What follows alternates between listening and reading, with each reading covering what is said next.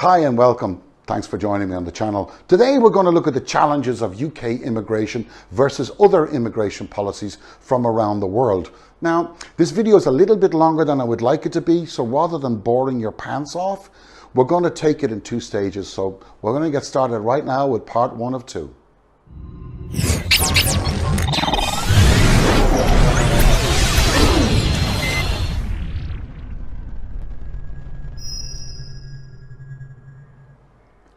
Now, in order to examine the subject correctly, let's leave nationalist agenda, leave that sentiment at the door, okay?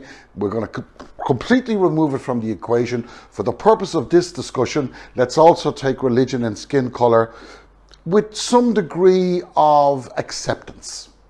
Now, we will, however, draw some comparisons between the UK, Australia, Canada, and a little known country in Southeast Asia called Malaysia. And then you can make up your own minds as to whether or not the UK is going down the right road. Now, let's not forget, and it's very important, that from an economic viewpoint, full employment will almost always lead to inflation, as that removes just one of the key downward pressures on pricing of labor, because salaries will rise and companies become less competitive. Western economies in general need exports. There are few in the world that do not strive to have a trade surplus. Self-sufficiency in a Western economy is not really at the races, you know, it doesn't really happen. So we're going to start with Canada. Now, this is going to come as a very big surprise to many of you, but the fact is that Canada, as of 2019, admits roughly twice as many immigrants per capita as both the US, Australia. You know, most people don't realize it, but Canada also gives preferences to unskilled immigrants, unlike many other nations. Now, however, there are many relatives of settled immigrants that are being sponsored by other family members, which could explain this, who, by the way, when they arrived, were largely also unskilled, but have been resident a number of years and are of good standing. So, far from creating a more diverse nation, Canada's policy on kind of family sponsoring is resulting in a growing immigration population from four predominant countries. Number one, China; two, India; three, Pakistan; and finally, the Philippines.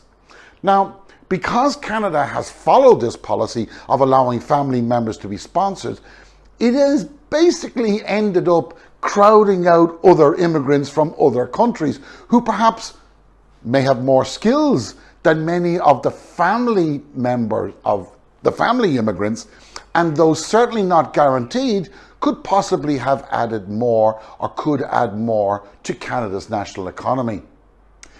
Or would it? Well, that's not so clear, you see, and here's why. Because more than $24 billion is repatriated to immigrant families out from their Canadian cousins and brothers and sisters. Now, in comparison to a GDP of 1.7 trillion, this doesn't sound like much. But if that money was kept in Canadian banks, well, it would allow the banks basically ability to increase their liquidity in the market by up to about 1.2 trillion. They could loan out about 1.2 trillion based on those deposits. However, on the plus side, immigration has been a key tool to Canada's growth. More than 20% of our inhabitants were not born in Canada. They were born elsewhere. And without that supply of labour force, be it skilled or unskilled, because unskilled can be trained, Canada could not survive, let alone expand. Now, but rumblings have begun, so one can only wait and watch, so let's see what happens there. Next on our little list, we take a look at Australia. Now, today there are two formal programs administered by the Department of Immigration and Border Protection to facilitate the entry of Australia's permanent migrants. Number one is the migration program for skilled and family entrants. And number two is the humanitarian program for refugees. Now, type 1 basically means that Australia has an open door policy to qualified and experienced people of the right age. This was not always the case, because as both skilled and unskilled labour was welcomed and desperately needed, the only qualification was basically, did you have a heartbeat? And I'm not even sure if that was required. Or might have been an optional extra. Now, type 2 has two categories within it, namely what they call onshore and offshore. But most offshore refugees are referred to Australia for a resettlement prior to arrival by the UNHCR's 1951 Refugee Convention. Now, onshore are basically those that have not been invited and simply kind of show up and say hello. They'll be processed according to Australian law. And Australian law is also subject to international law. Now, this is where it gets a little bit tricky. You see, there's a misconception that Australia simply turns the boats around. And this has been propagated throughout the media. This is simply false. And it's false, and it's also against Australian law. Australian law forbids the deportation of anybody who, for instance, has a death sentence in their home country or is facing persecution. It does not have to depend on the UN Convention. It is guided first by local law, and any government attempting to change that law would seriously damage their chances of re-election. Now, however, there was a problem, and in response to the rises in the number of unauthorized boat arrivals into Australia between kind of 2001, 2013, governments faced increasing pressure to adopt and maintain measures that are seen, A, to deter future boat arrivals, B, to address border security concerns, and C, combat people smuggling. Doesn't that sound familiar? Okay, but let's quantify, if we shall, and see if we can draw some comparisons between the Australia situation and the UK situation, because Australia has always been held up as that's the way you deal with it.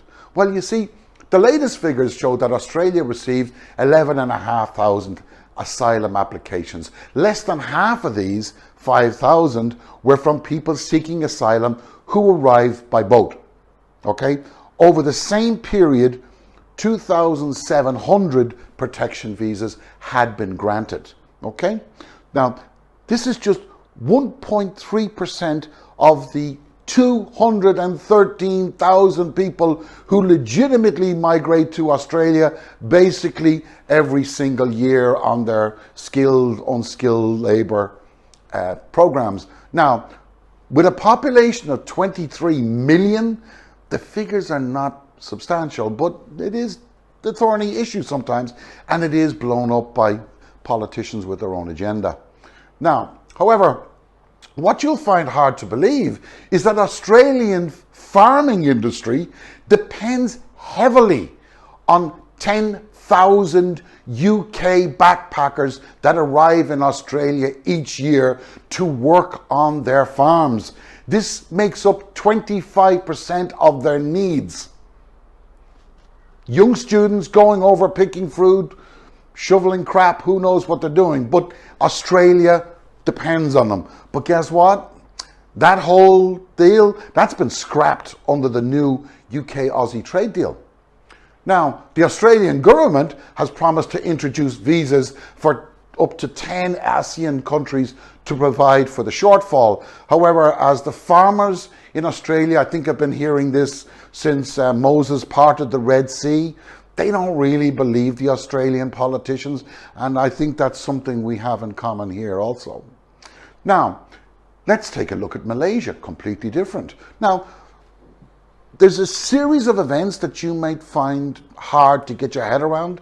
You see, though Malaysia has an abundance of raw materials, it has oil, it has gas, it has palm, it has timber, it's a furniture industry, it's a big economy, it suffers like many countries in Asia from the effects of corruption.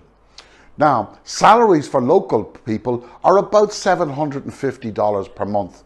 The average home in KL is $100,000.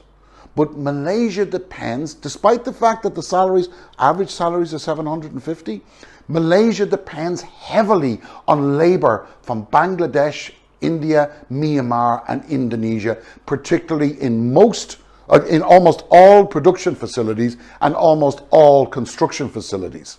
You see, estimates suggest that an additional 4 million illegal immigrants are here on top of the 3.8 million legals also in the country, with a population of just 30 million, and many of them, it's quite a young population also. Well, that's the end of part 1 for the moment. You can join me in part 2. The link is in the description below, and thanks for looking so far.